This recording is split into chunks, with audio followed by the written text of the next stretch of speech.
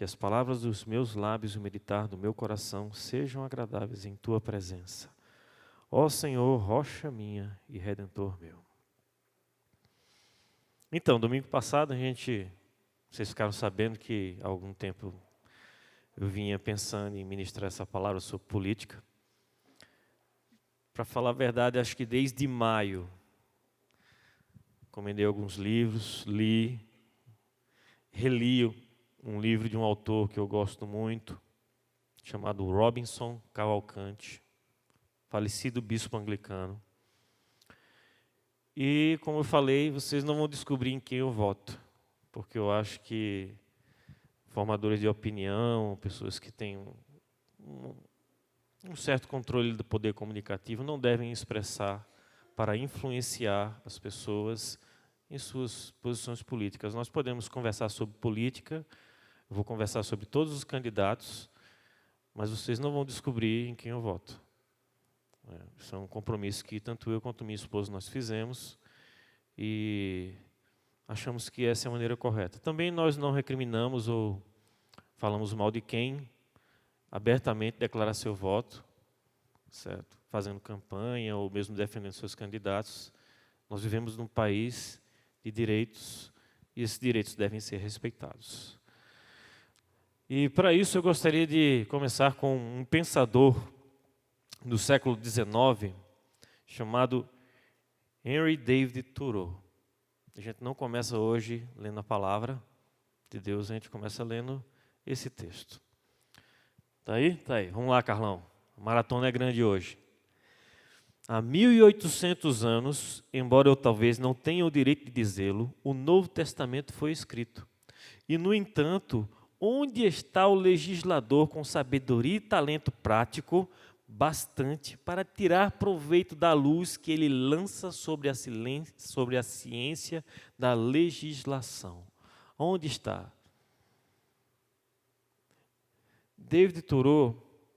Henry David Thoreau, ele é considerado o pai do anarquismo. O livro dele, Desobediência Civil, é baseado numa experiência que ele não queria pagar imposto ao governo americano e ele foi preso por isso. E ele escreveu esse compêndio que muitos anarquistas falam que é o primeiro livro da Bíblia dos anarquistas. E mesmo assim, David Thoreau lança essa luz de como as leis devem ser feitas, perguntando se existe alguém com a capacidade de aproveitar o Novo Testamento para se fazer as leis. Qual é o papel do cristão na política? Então, eu gostaria que vocês hoje me acompanhassem nessas leituras bíblicas, nas reflexões. E aquilo que eu falo não é lei, simplesmente são reflexões do meu coração. Se em algum momento você achar que eu estou errado, não quiser interromper, ou quiser conversar comigo depois, estou aberto para isso. Então vamos lá, vamos ler como começou o envolvimento do ser humano, pelo menos dos cristãos, assim como entendemos, com a política. Não é? Precisamos ir em 1 Samuel, capítulo 8, versículos de 4 a 9. Então os anciãos, todos de Israel, se congregaram e vieram a Samuel, a Ramá, e lhe disseram: Vê, já estás velho, e teus filhos não andam pelos teus caminhos. Constitui-nos, pois, agora um rei sobre nós, para que nos governe, como tem todas as nações. Porém, esta palavra não agradou a Samuel, quando disseram: Dá-nos um rei para que nos governe. Então Samuel orou ao Senhor. Disse o Senhor a Samuel: Atende a voz do povo em tudo quanto te diz, pois não te rejeitou a ti, mas a mim, para eu não reinar sobre ele, segundo todas as obras que fez desde o dia que tirei do Egito até hoje, pois a mim me deixou e a outros deuses serviu. Assim também o faz a ti agora. Agora, pois, atende a sua voz, porém adverte-o solenemente e explica-lhe qual será o direito do rei que houver de reinar sobre eles. Israel já estava organizado, já estava na terra prometida, as tribos já haviam recebido a sua parte em terras, eles já viviam há muito tempo, e Samuel é um sujeito distinto. Ele é juiz, sacerdote e profeta. Certo? Geralmente você encontra um juiz tipo Sansão foi um juiz, ou um profeta, Elias foi um profeta, um sacerdote, mas você encontrar esses 3 dons em uma pessoa é uma coisa muito rara. E Samuel, se eu não me engano, é o único na Bíblia que tem esses 3 títulos: juiz, sacerdote e profeta. E nessa época, as tribos de Israel, quando tinham que guerrear com alguém, eles se juntavam em conselho e iam guerrear. Traziam suas ofertas aos templos espalhados, eles ainda não tinham uma centralidade de Estado. Eles eram realmente tribos com uma identidade cultural de nação, mas não uma nação formada.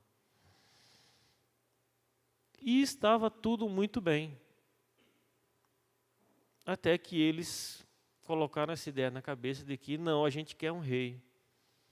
E a partir do momento em que eles decidem que eles não querem mais serem governados por Deus, mas por um homem, isso transforma a nação de Israel. Deus fica triste, Samuel fica revoltado, né? Isso não agradou a ele, mas Deus fica triste e fala a consequência. A gente poderia continuar a leitura do texto, mas a consequência é, olha, o rei vai taxar vocês de impostos. Vai pegar seus filhos, vai mandar para a guerra, vai pegar suas filhas, vão fazer elas de servas, vai pegar o melhor da sua colheita, vão dar para os seus servidores públicos. Você quer um rei? Vai ser assim. Vocês vão se arrepender, porque vocês não me quiseram como rei. Só que Deus não está amaldiçoando, Deus não está jogando uma praga, Deus está falando o que vai acontecer. Está colocando diante do povo, através do profeta Samuel, as consequências de sua escolha. O plano original de Deus é que nós fôssemos governados por Ele. Se a gente voltar lá atrás mesmo, que a gente estivesse em um bonito jardim, andando com Ele e administrando a natureza. E tendo esse relacionamento de intimidade com o nosso Criador. Não foi isso que aconteceu. Mas, Saulo, você está falando isso está muito longe, isso está no Antigo Testamento. Tá bom, eu entendi que Deus queria governar os nossos corações, as nossas vontades, as nossas cidades, as nossas economias. Mas não é assim. Hoje nós temos governo. E como é que deve ser essa relação de nós com o governo? Para isso eu preciso trazer vocês para mais perto na história. 2000 anos mais perto.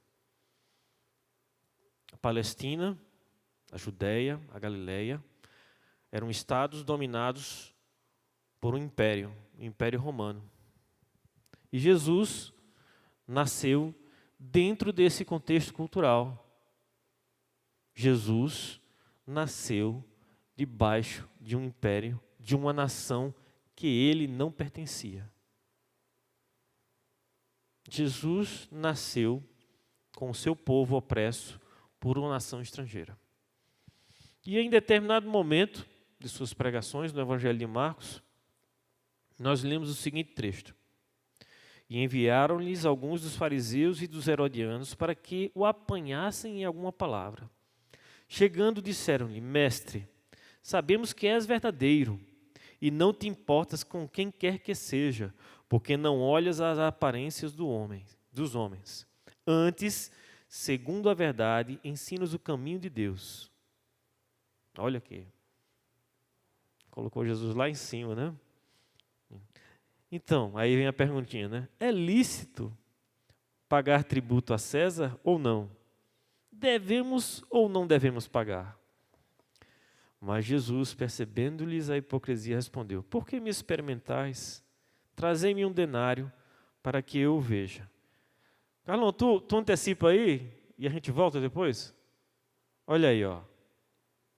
Um denário da época de Jesus, um denário que o imperador ali é o Tibério. Um denário. Trazei-me um denário. E perguntou-lhes: De quem é esta esfinge e inscrição? Responderam-lhes: De César. Disse-lhes então Jesus: Dai a César o que é de César e a Deus o que é de Deus. E muitos se admiraram dele. Esse texto, ele transcende o gueto religioso cristão. Você vai ver esse texto sendo citado por políticos, por historiadores. De tão profundo e tão simples foi essa resposta. Mas vamos entender qual era o questionamento dos líderes, dos herodianos, do pessoal que era assim com o governo. Eles perguntaram: Jesus, é certo pagar tributo a César? E a intenção deles era: se ele disser que é certo, nós somos um povo opresso, nós somos invadidos e dominados, então ele não presta porque ele está do lado do opressor. E se Jesus dissesse não, não é certo, eles teriam motivo de entregar Jesus às autoridades romanas e dizer: este é um incitador do caos e da desordem.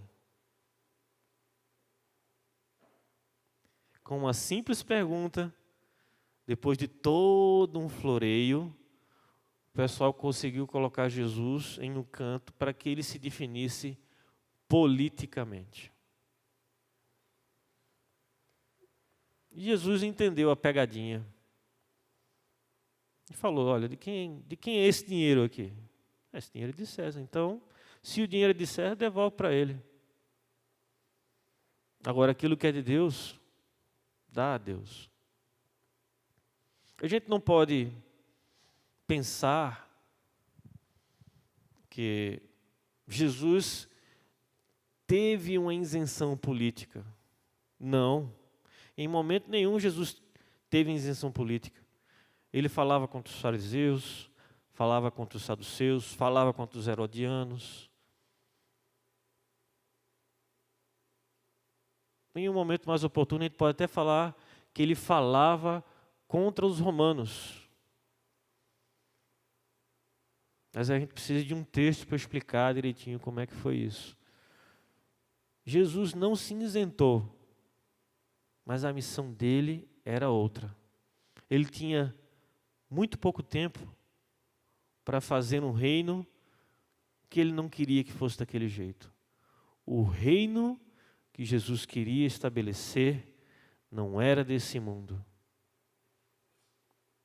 O reino que Jesus queria estabelecer e que ele estabeleceu, e que hoje aqui está muito bem representado, era o reino do nosso Pai.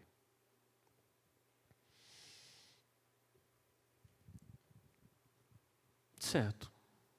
Mas aí, Saulo, a gente tem as epístolas e tem um texto que fala que a gente deve obediência às autoridades. É verdade, tem esse texto. Vamos ler Romanos capítulo 13. Quem tem Bíblia física, não estou vendo nenhum aqui aparentemente, então está todo mundo na eletrônica. Todo homem esteja sujeito às autoridades superiores, porque não há autoridade que não proceda de Deus, e as autoridades que existem foram por ele instituídas. De modo que aquele que se opõe à autoridade resiste à ordenação de Deus, e os que resistem trarão sobre si mesmos condenação. porque os magistrados não são para temor quando se faz o bem, e sim quando se faz o mal. Queres tu não temer a autoridade? Faze o bem e terás louvor dela, visto que a autoridade é ministro de Deus para o teu bem. Entretanto, se fizeres o mal, teme, porque não é sem motivo que ela traz a espada, pois é ministro de Deus, vingador para castigar o que pratica o mal. É necessário que lhe estejais sujeitos, não somente por causa do temor da punição, mas também por dever de consciência. Por esse motivo também pagais tributos, porque são ministros de Deus, atendendo constantemente a esse serviço. Pagai a todos o que lhe é devido, a quem tributo, tributo, a quem imposto, imposto, a quem respeito, respeito, a quem honra, honra.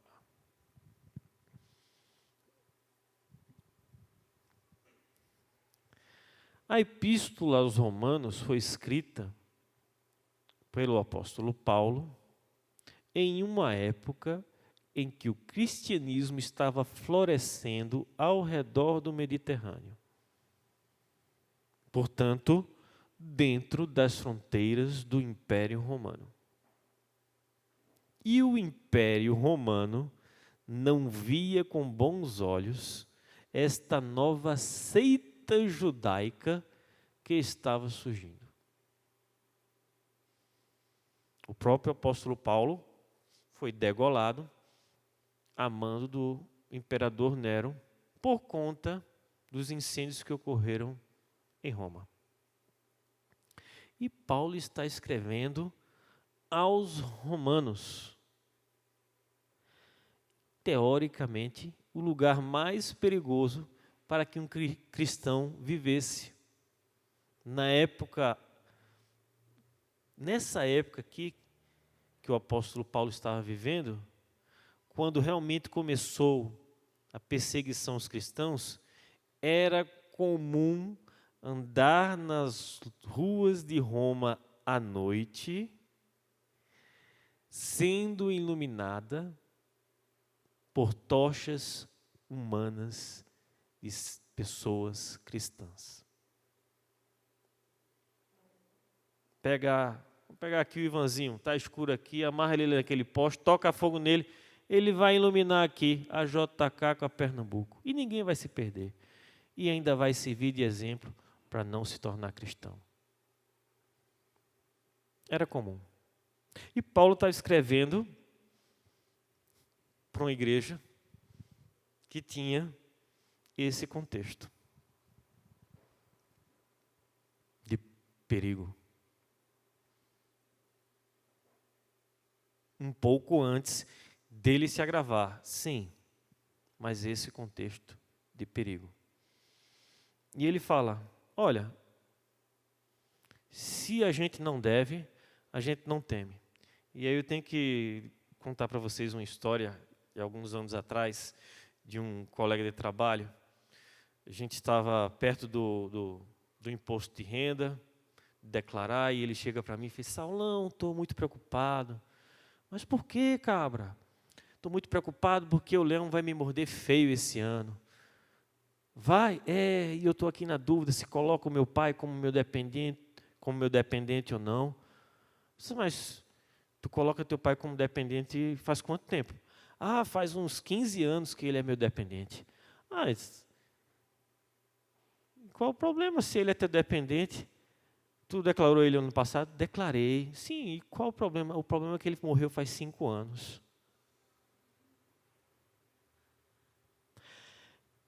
O leão tem que morder esse sujeito. E de com força.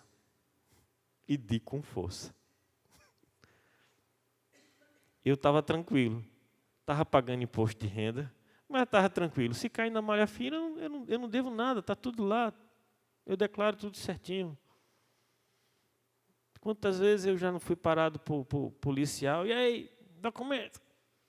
Tinha um chevetinho 80 lá em Recife, todo enferrujado. Mas mecanicamente e eletricamente, o carro era perfeito. Me levava para tudo quanto era canto, certo? Documentação em dia. Vivia sendo parado em blitz. Aí eu chegaria, a polícia parava, acende farol, seta, ré, abre a mala que quero ver o step. Cadê o macaco? Chave de roda. Seu carro está todo direitinho, pode ir embora. Eu ria. Bom é andar direito. Bom é não ter o que temer. Eu entendo que às vezes tem irmãos que estão passando aperto financeiro, não pagam IPVA, por causa disso, que senão vai faltar para... Nós somos igreja. Está passando um aperto desse, nós somos igreja. Você não vai passar esse aperto. Fale conosco. Fale conosco. Deixe-nos ser abençoados por essa experiência em poder lhe ajudar. Nós somos igreja. Então, a gente não deve temer as autoridades se a gente faz o bem. Agora, se a gente é alma cebosa, se a gente está pisando na bola, meu filho, então fica olhando para trás sempre. Se vê uma luz piscando, pode ser a polícia. Né? Mas Saulo, a gente tem que obedecer às autoridades? Tem. E se as autoridades de repente mudarem o seu humor e começarem a prender gente sem motivo algum, só porque você é do outro partido, e de repente começar a desaparecer gente, e gente ser torturada, como é que a gente faz?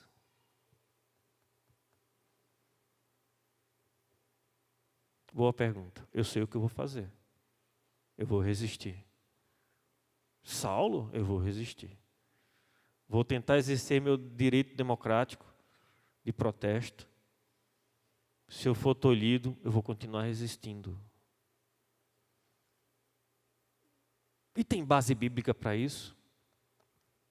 O que é que vocês acham? A gente tem que voltar lá para o livro de Êxodo, capítulo 1, dos versículos 15 ao 22. Por favor, leiam comigo. O rei do Egito ordenou as parteiras hebreias, das quais uma se chamava Sifrá e outra Puá, dizendo: quando servides de parteiro às hebreias, examinai se for filho, matai-o, mas se for filha, que viva. As parteiras, porém, temeram a Deus e não fizeram como lhes ordenara o rei do Egito, antes deixaram viver os meninos. Então o rei do Egito chamou as parteiras e lhes disse: por que fizesses isso e deixasses viver os meninos? Responderam-lhe as parteiras a Faraó: é que as mulheres hebreias não são como as egípcias, são vigorosas. E antes que ele chegue a parteira, já deram à luz os seus filhos. E Deus fez bem às parteiras, e o povo aumentou e se tornou muito forte. E porque as parteiras temeram a Deus, ele lhes constituiu família. Então ordenou Faraó a todo o seu povo, dizendo: a todos os filhos que nascerem aos hebreus lançareis no Nilo, mas a todas as filhas deixareis viver. Eu não tenho nome na Bíblia. Meu nome é até inspirado em 2 personagens da Bíblia, mas meu nome não está na Bíblia. Luciano, teu nome está na Bíblia? Né? Mas Sifrá e Puá estão. Você já pensou, seu nome está escrito na Bíblia, e numa história bonita, porque tem gente que tem nome lá na Bíblia de caba safado também, né? Mas teu nome está na Bíblia, está sendo louvado para que a tua família aumente, e você foi responsável por salvar a vida de crianças inocentes? Espera aí, mas o faraó, a autoridade suprema daquele país, mandou matar. Tu não vai obedecer à autoridade? Não. Por quê? Porque Deus tem primazia pela vida. Deus quer que nós vivamos e vivamos em abundância. Deus não queria que crianças inocentes morressem. e abençoou a decisão de Sifrá e Puá. A desobediência civil delas. Elas desafiaram a autoridade suprema daquele país e foram honradas. Então, Saulo, o que é que você faz se o bicho pegar? Se o bicho pegar, eu vou protestar. E se o bicho te pegar? Acontece. Acontece. Eu não preciso ir muito longe. Alguns anos atrás, eu e minha esposa tivemos uma oportunidade fantástica. Nós passamos 4 dias na Holanda. Dá saudade aqueles 4 dias. E a gente foi na casa de Corrie ten Boom. Eu já falei dela aqui algumas vezes. Quem foi Corrie ten Boom? Quem foram os ten Boom? Foram uma família que esconderam judeus na Holanda, na época em que os nazistas invadiram a Holanda.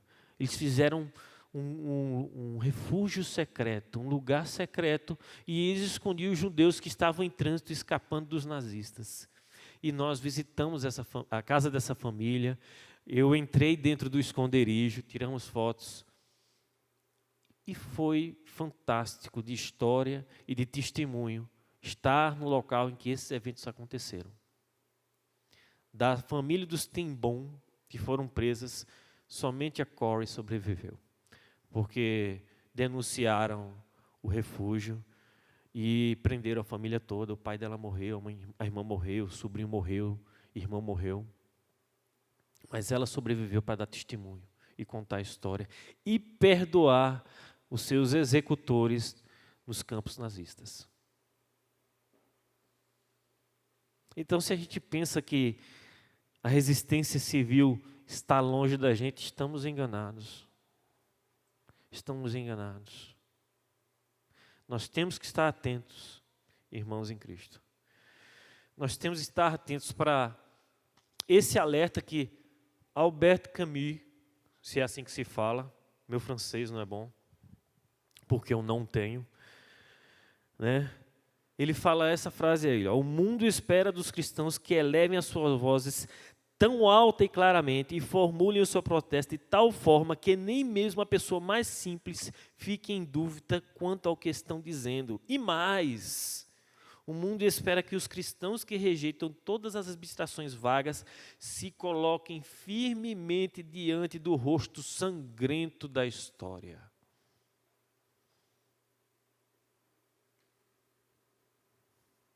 É nossa obrigação. A civilização ocidental, ela existe por causa do cristianismo. Hoje você vê os refugiados e todo mundo querendo ir para a Europa. Refugiado africano, refugiado do Oriente Médio, refugiado asiático. Eles querem ir para um ocidente onde tem qualidade de vida, e essa qualidade de vida foi conquistada através do sangue e do suor de muitos e muitos cristãos. Cometemos erros históricos, matamos muita gente, em nome de Jesus, infelizmente.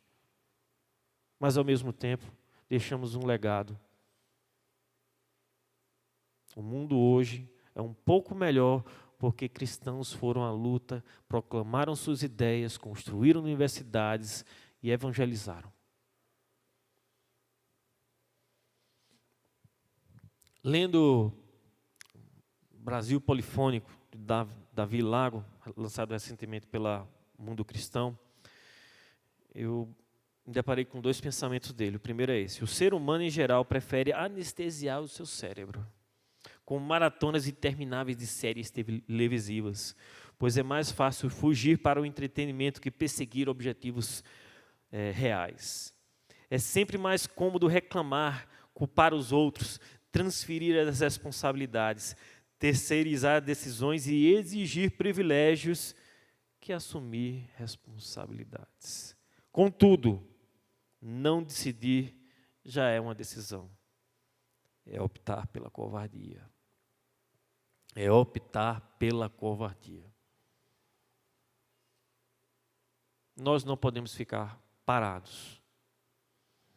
Principalmente numa sociedade em que as mídias sociais estão sendo utilizadas de maneira esdrúxula, sem educação, sem respeito, sem diálogo democrático autêntico.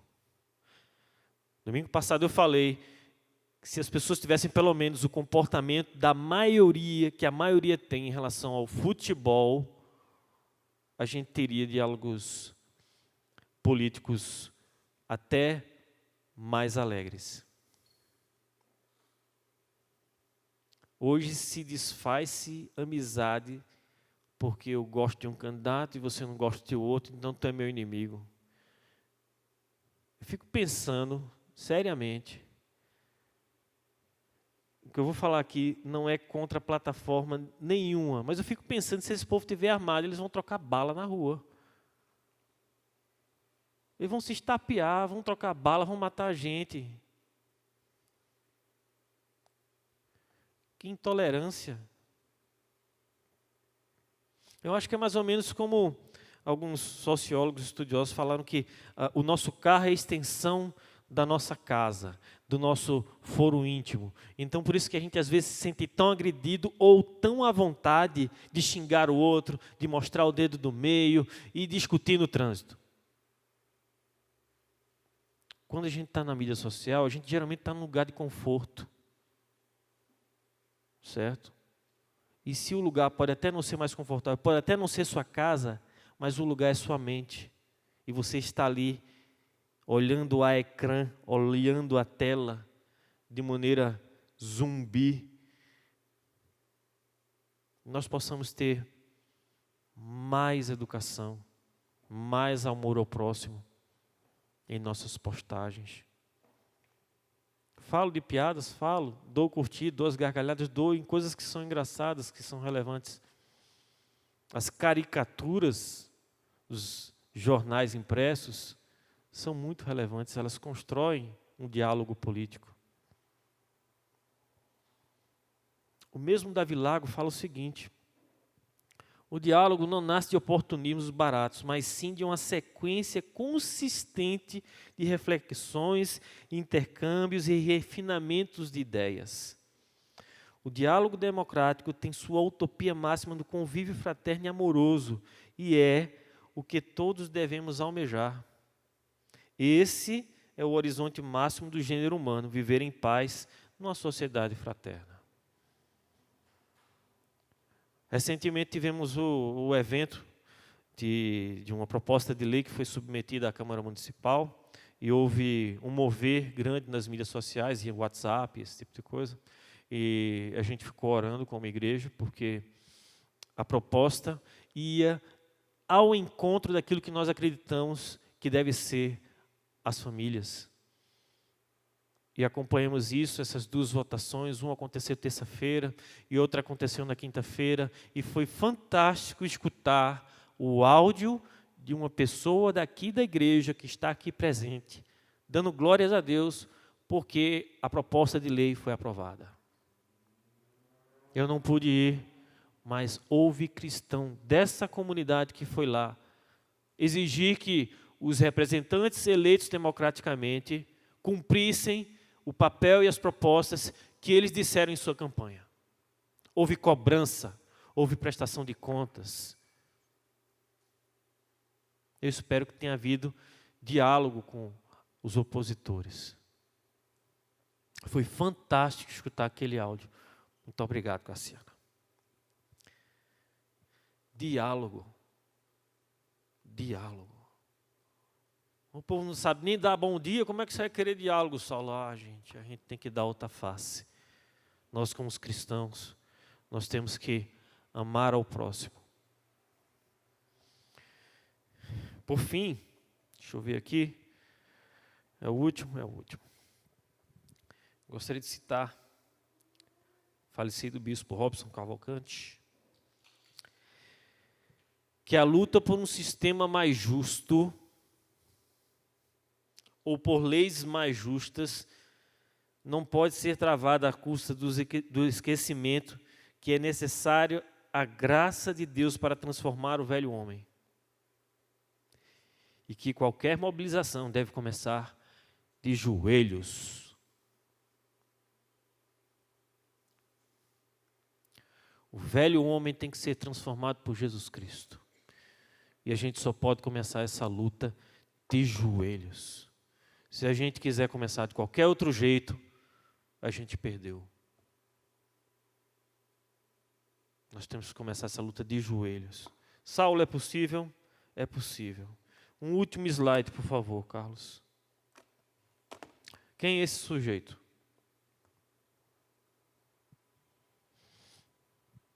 Alguém arrisca?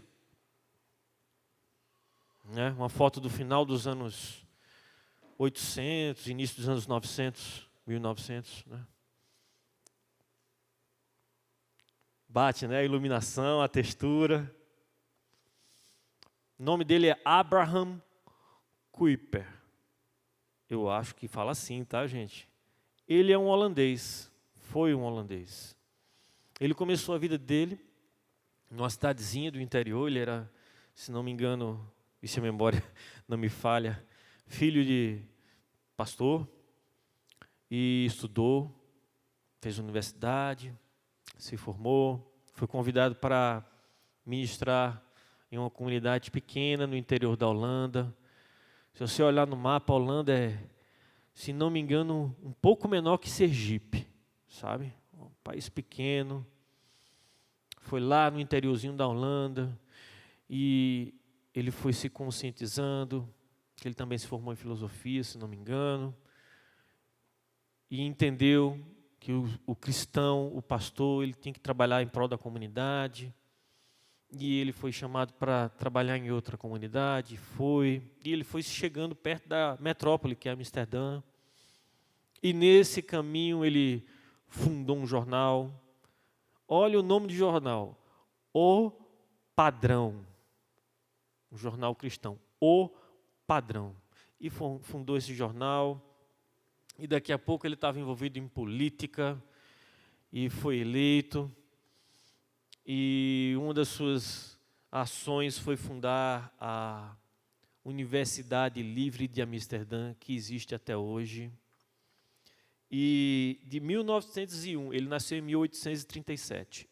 De 1901 a 1905, ele foi o primeiro-ministro holandês. Um pouco depois que ele deixou o cargo, ele completou 70 anos. Imagine, o país comemorou o aniversário dele, de 70 anos. O país celebrou o aniversário dele. E o país falava assim, uma pessoa que durante 40 anos influenciou as igrejas, o jornalismo, o governo. Um estadista, pastor cristão. Ele, um homem convertido, esqueci de falar que ele era teólogo, um homem convertido, buscando a melhora social, entendeu que ele tinha que se envolver com política e trabalhou em prol disso. Muito do que a Holanda é hoje tem as bases do que a política desse sujeito implantou. E a gente nem sabia, que ele havia existido. Abraham Kuyper. É possível, Saulo, nós como cristãos nos envolvermos em política? É. A gente corre o risco de se corromper? Corremos o risco da corrupção. E ela é muito séria, porque o poder corrompe e o poder absoluto corrompe absolutamente.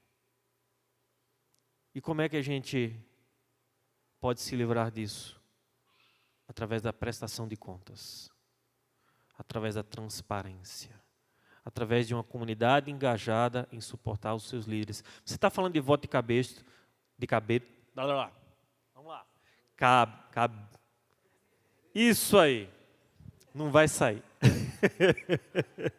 Voto de cabresto. Ai, Jesus. Você está falando desse tipo de voto, Saulo, em que todo mundo é o cordeirinho do líder que manda votar naquele cara ali? Vai votar no Jorge lá, o Jorge é o cara, não. Não estou falando disso. Eu estou falando de uma comunidade engajada que decide aquilo que vai ser feito e escolhe seus líderes de maneira madura, discutindo, avaliando e fazendo com que ele preste contas. Cassiana, mais uma vez, obrigado. Foi representante da nossa comunidade. Precisamos nos engajar desse tipo de jeito, dessa forma, a fim de transformar esse país. Portanto, no próximo dia 7 de outubro, orem e não escolham um candidato cristão bonitinho, ou uma candidata cristã do poder, ou o caboclo lá que prometeu isso, ou o caboclo lá que disse que ia fazer aquilo. Analise as propostas, veja se tem coerência. Vocês têm internet, gente, ninguém aqui é analfabeto. Veja se o discurso casa com a prática. Veja se pelo menos o cara é ficha limpa. Não escolham porque o fulano é bonitinho. Por último, desculpem ser tão extenso assim hoje. Em 1989, o Brasil entrava novamente no rol de países democráticos para eleger seu primeiro presidente após anos de ditadura. Eu votei nessa eleição e eu escutei o seguinte testemunho uma vez de um jovem que foi confrontado na igreja.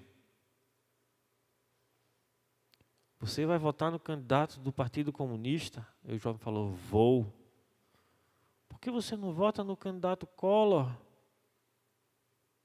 Afinal de contas, as igrejas evangélicas acham que ele é temente a Deus.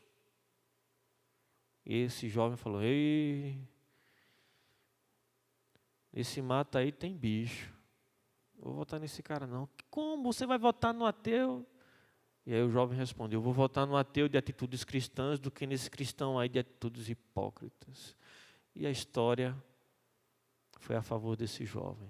E eu não estou militando de partido comunista, ou partido direitista, ou esquerdista, ou centro. Não. O jovem foi confrontado e ele tinha feito suas pesquisas.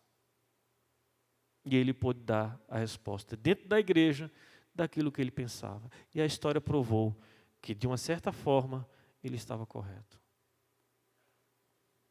Que nós possamos, nesse dia 7 de outubro, escolher com nossas consciências tranquilas os nossos futuros governantes.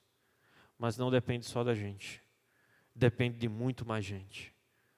Então que nós possamos orar pela misericórdia de Deus, para que o povo escolhido possa fazer diferença. Amém? Amém? Vamos orar? Senhor, nós te agradecemos, Pai, pela Tua palavra. Te agradecemos, Senhor, por homens corajosos que, através do curso da história, fizeram com que o Brasil um dia se tornasse uma nação democrática. Hoje nós temos o sufrágio universal, ou seja, todo mundo acima de 16 anos pode votar. Te agradecemos, Senhor, por esse acesso. E te pedimos, Pai, pelo nosso país, por essa nação dilapidada por pessoas corruptas que roubam e fazem morrer pessoas em filas de hospitais, pessoas morrerem por falta de educação, por falta de acesso ao trabalho, por falta de oportunidades, Senhor. Pessoas que morrem em estradas que foram mal construídas, em viadutos que desabam, em obras de metrô que sucumbem por não ter estrutura e que matam gente dentro de ônibus soterrada. Quantas e quantas tragédias poderiam ter sido evitadas, Pai, se nós tivéssemos votado de maneira correta nos candidatos corretos. Perdoa-nos por a conivência com esse pecado, Pai. Perdoa o nosso pecado de não saber ter escolhido.